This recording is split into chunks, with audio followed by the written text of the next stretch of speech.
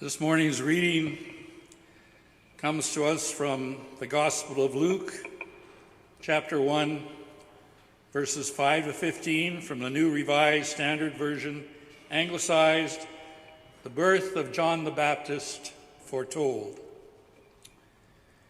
In the days of King Herod of Judea, there was a priest named Zechariah, who belonged to the priestly order of Abijah. His wife was a descendant of Aaron, and her name was Elizabeth. Both of them were righteous before God, living blamelessly according to all the commandments and regulations of the Lord. But they had no children, because Elizabeth was barren, and both were getting on in years. Once, when he was serving as priest before God and his section was on duty, he was chosen by lot, according to the custom of the priesthood, to enter the sanctuary of the Lord and offer incense. Now, at the time of the incense offering, the whole assembly of the people was praying outside. Then there appeared to him an angel of the Lord, standing at the right side of the altar of incense. When Zechariah saw him, he was terrified, and fear overwhelmed him. But the angel said to him, "Do not be afraid, Zechariah, for your prayers have been heard. Your wife Elizabeth will bear you a son, and you will name him John. You will have joy and gladness, and many will rejoice at his birth, for he will be great in the sight of the Lord. He must never drink wine or strong drink. Even before his birth, he will be filled with the Holy Spirit."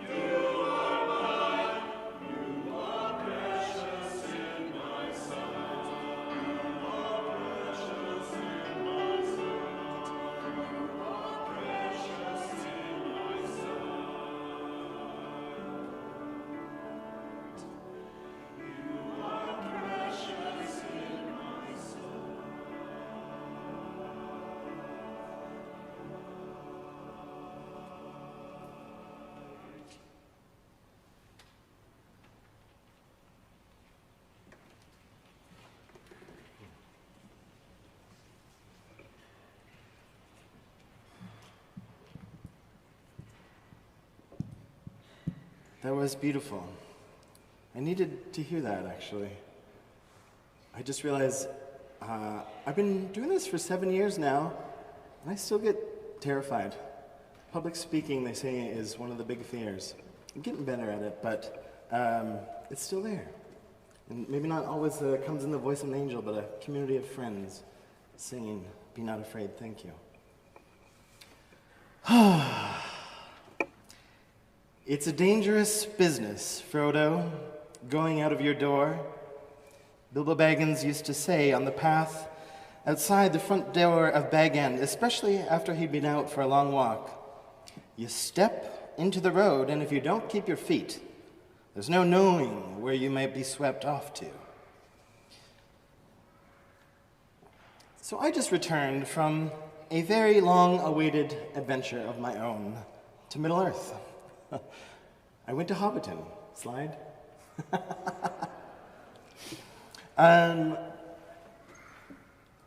Hobbiton was incredibly beautiful. New Zealand was incredibly beautiful. So was Australia. But Hobbiton especially. I had this big grin on my face. They had made the movie set into an ongoing site that you can visit and tour, really representing the idyllic, peaceful world. The Shire is home to a neighborhood of hobbit holes, cozy cocoons of safety that were dug into the hills by hobbits, fictional creatures created by J.R. Tolkien. Into the hills of this pastoral, undisturbed paradise. The Shire represents the beginning before the adventure happens. And at the start of all of Tolkien's tales, both of Bilbo's and Frodo's, they refuse the call to adventure. They don't want to leave their hole. And why would you leave the comfort of home, of the known, the familiar? The wild world out there is full of perils. I brought back this map from the Shire. Next slide. I like it because of its edges. Inside, it represents safety, the world we know, but beyond its borders, the edge of our comfort is the unknown.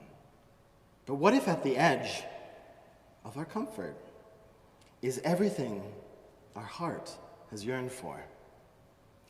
There's a notion of this idea with maps, where we put "here be dragons" in the unknown edges of it, or maybe illustrate dragons in the places that we don't know where they exist. We've mapped much of Earth, but even on unknown regions of the asteroid Vesta, a scientist named that region "Here be dragons." There's a reason we put dragons on the edge of the map. We fear what we don't know, what we don't understand. And we create a map that centers us. Maps are made by the map makers. And they are a projection of what we center as our reality, filtered through our concepts of who we are and what we believe the world is.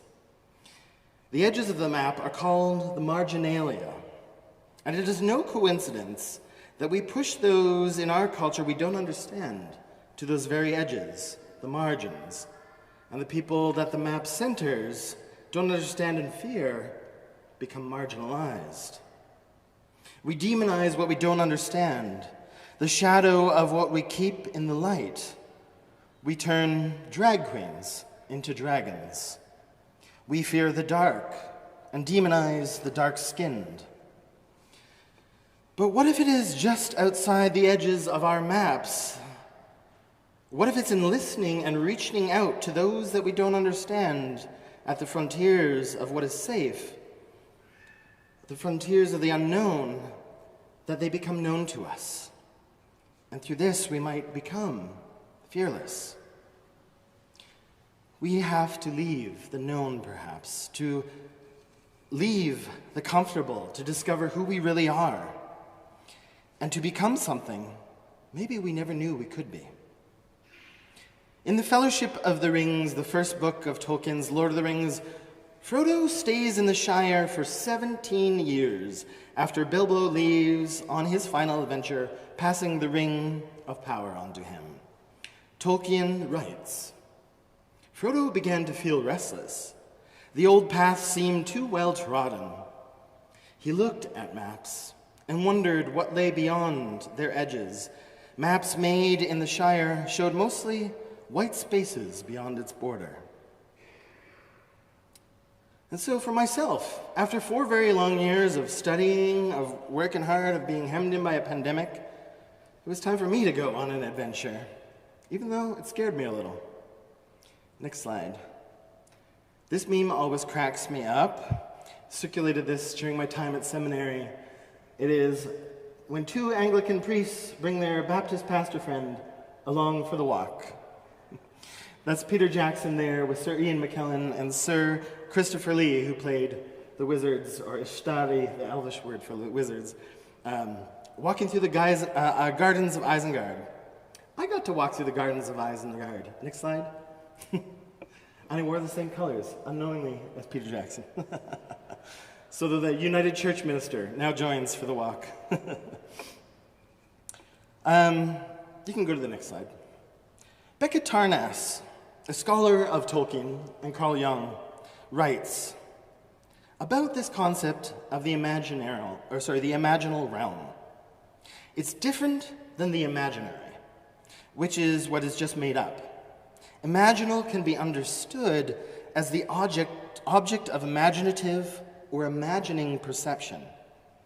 The imaginal realm, thus, is a world that is not simply made up or invented, but rather discovered through imagining perception, or as Jung called it, active imagination.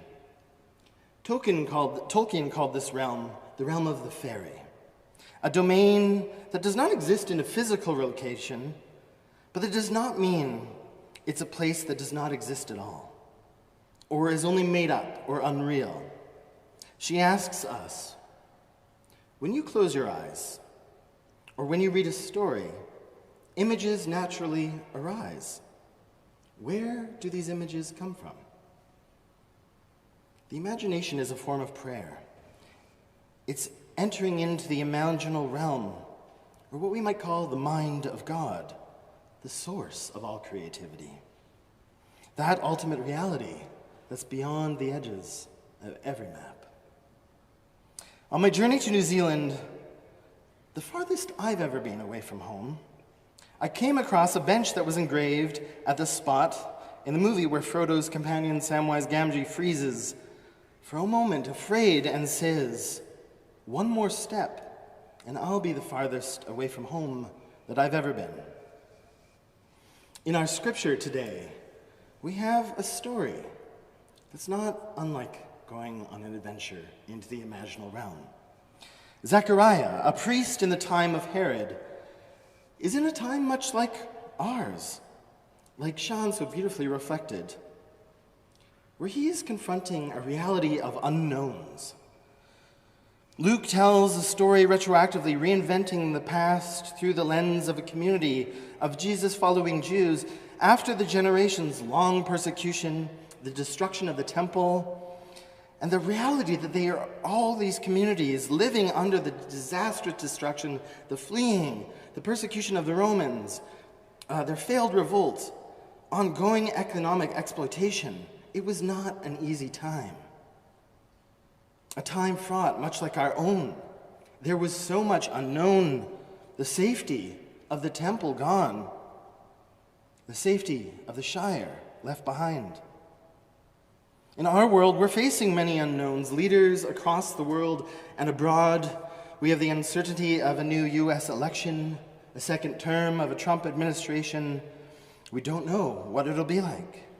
When the election results rolled in from our neighbors, there was a quote from Tolkien circulated.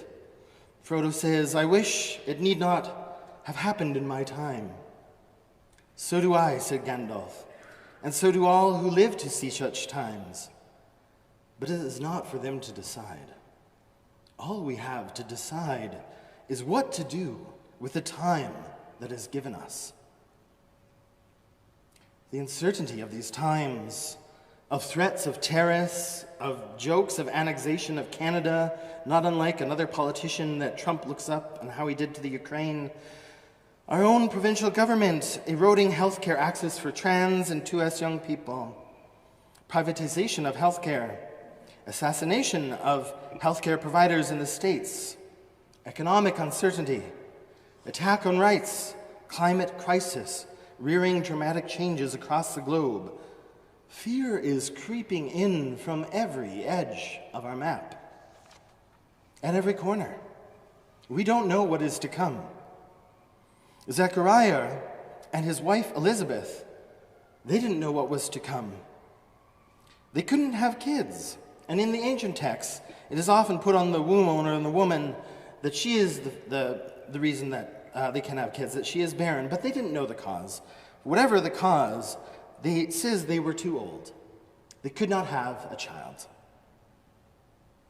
Yet, this text invokes all these other miracle birth stories.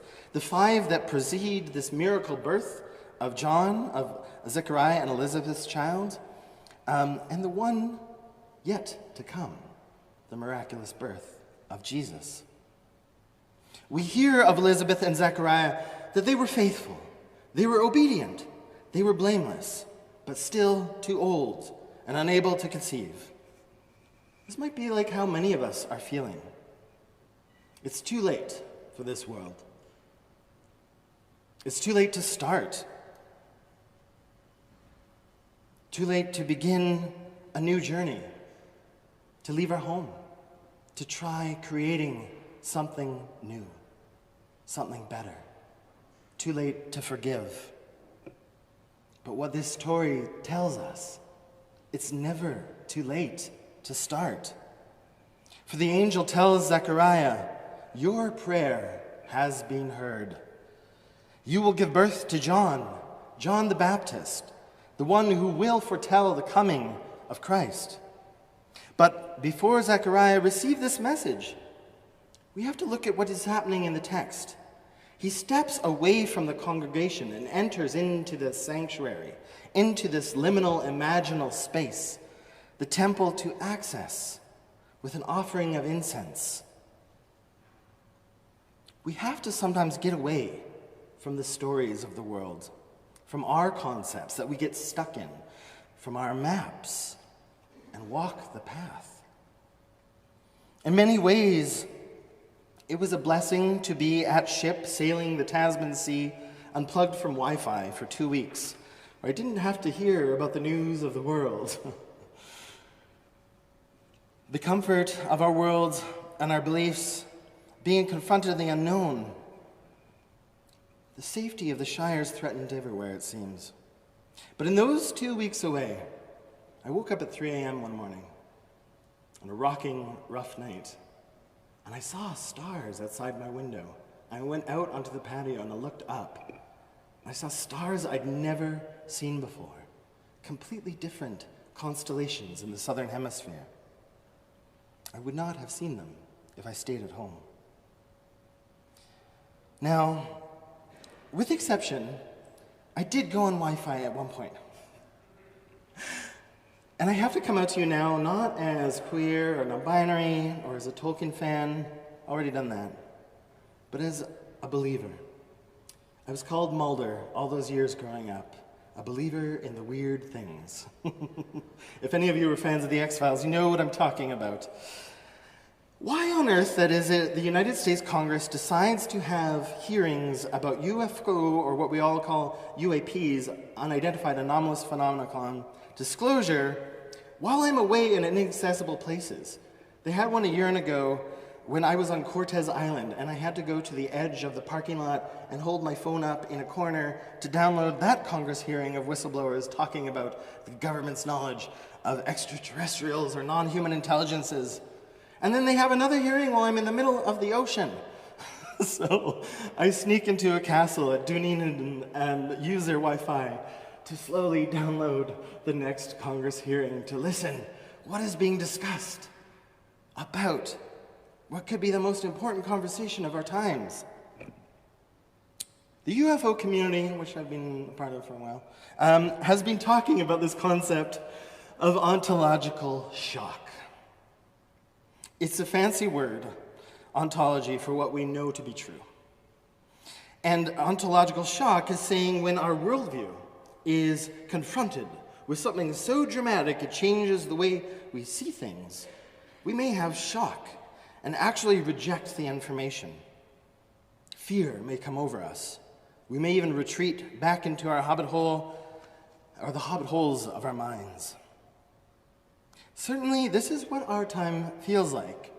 I feel like I'm in constant ontological shock, like I can't process another thing that's happening. I don't know about you. What to make of it all?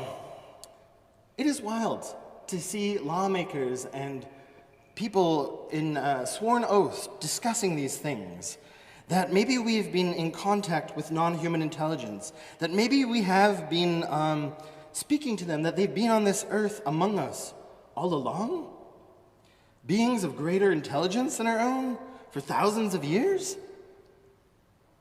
And for thousands of years, we've had stories in our culture of encounters with these strange beings.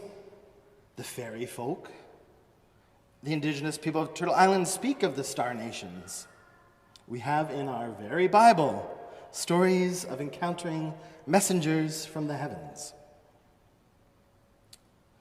So one night, on my adventure down under, during the 3-day stretch of sailing from New Zealand back to Australia, 3 days in nothing but ocean, I had to watch one of my favorite movies. I paid for Wi-Fi. Based on one of my favorite books, Contact by Carl Sagan. Have any of you seen it? Yeah? Good Christmas viewing. Highly recommend it. Jodie Foster plays Ellie Haraway, a scientist and a researcher of SETI, the Search for Extraterrestrial Intelligence. And she receives, through a radio signal, a big booming voice from the heavens, a signal from non-human intelligence. And after this news goes public, the news feeds on the movie report that there's a 49% increase in religious attendance. Maybe church will become relevant again. But after all, our sacred stories are full of these encounters with the holy other, with messengers from the heavens. In fact, our scripture today, a reading from a few thousand years ago, tells a very story of encountering a being and the ontological shock of Zechariah when he faces this. Zechariah enters this liminal space into the temple where the imaginal realm is accessible, away from the dissonant voices of the world, reinforcing the reality of our maps, and away from the edges of the congregation, from the voices of the many shouting into TikTok, Reddit, Facebook, Instagram, the news, protests in the streets, our ideas, beliefs, conceptions about who we are, the reality is, and what we believe is right or wrong. He steps away from all this and lights some incense, smoke that goes up to Creator, to God. And suddenly, at the right of the altar, a being, a messenger, an angel of God appears. And it says, fear is pressed upon him. Zechariah was terrified. What did he fear?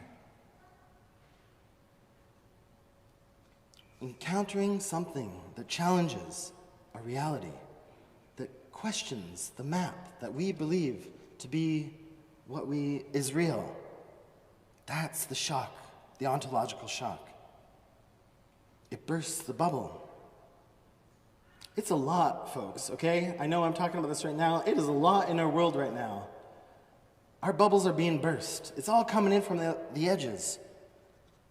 And I can see the appeal of burying myself in a hole in the ground and holding off from the outside world. The fear is paralyzing. What do we make of it all? We all have experienced it, probably recently even. There's so much challenging us, dragons at the edges of our map. How do we fear not? Easier said than done.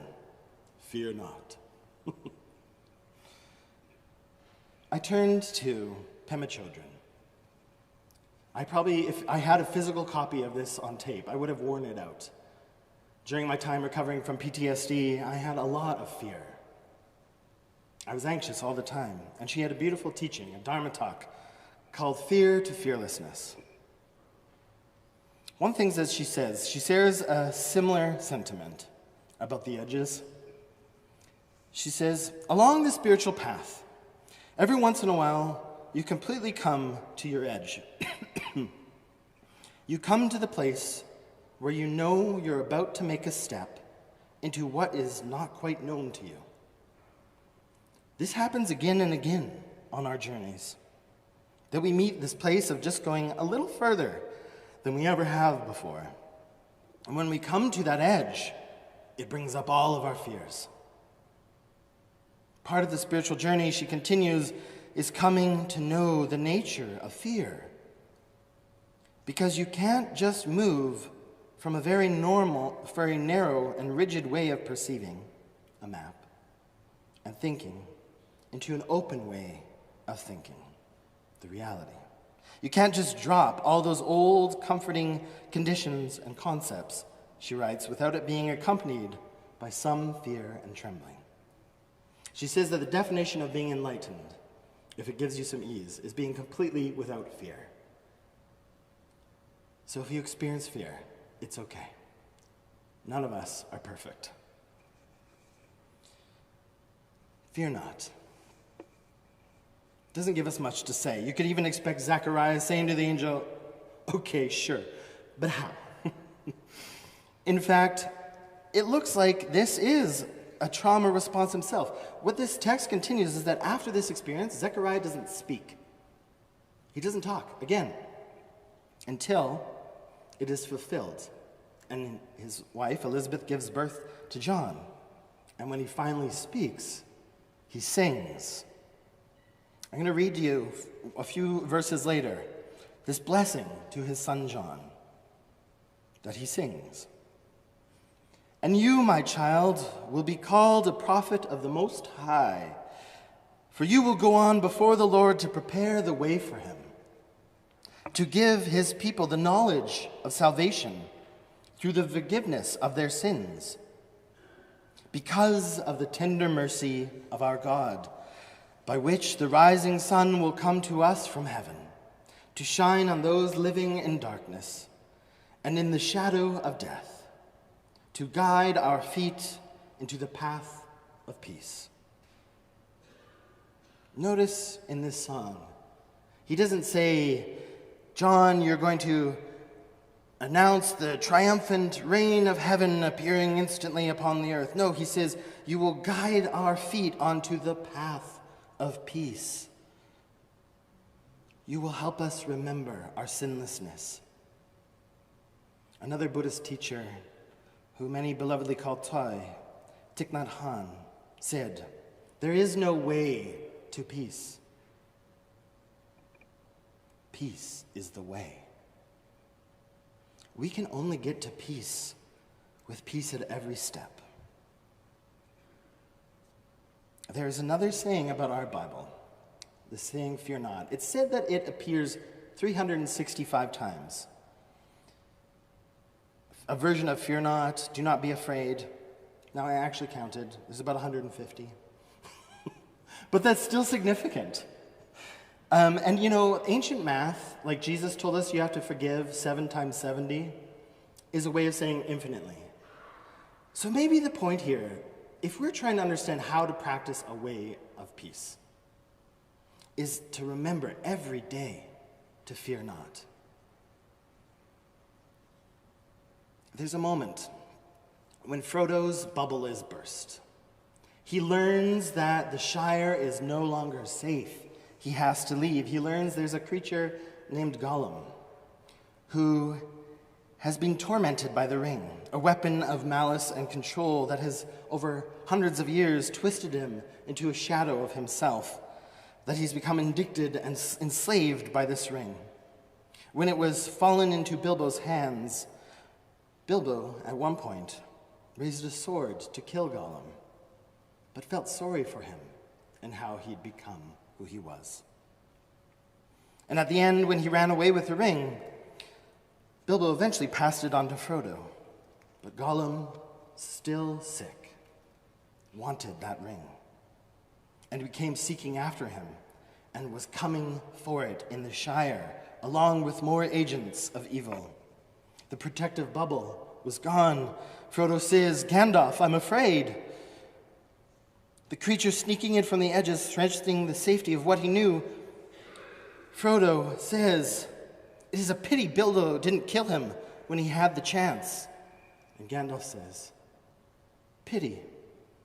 It was pity that stayed Bilbo's hand. Many that live deserve death, and some that die deserve life. Can you give it to them, Frodo?" Are our judgments, our concepts, right? Gandalf says, even the wisest cannot foresee the end. We do not know what part we have to play, what all of what is going on in the world means. But what if it's part of the path? It's a dangerous business, Frodo, going out your front door, Bilbo often used to say. But he also said there was only one road, and that it was like a great river. Its springs were at every doorstep, and every path its tributary. There is only one path, friends, and it is walking the way of peace. Though it may take us through many perils, Frodo says, do you realize that this is the very path that goes through Mirkwood, and that if you let it, it might take you to the Lonely Mountain, or even further, to worse places. But when we get to the end of the story, all paths, we realize, are like springs that lead to the river, that feed the same ocean. The love of God through Christ that calls us home to reality beyond the edges of the known. Peace is the way. Let us walk together in peace, my friends, practicing it at every step.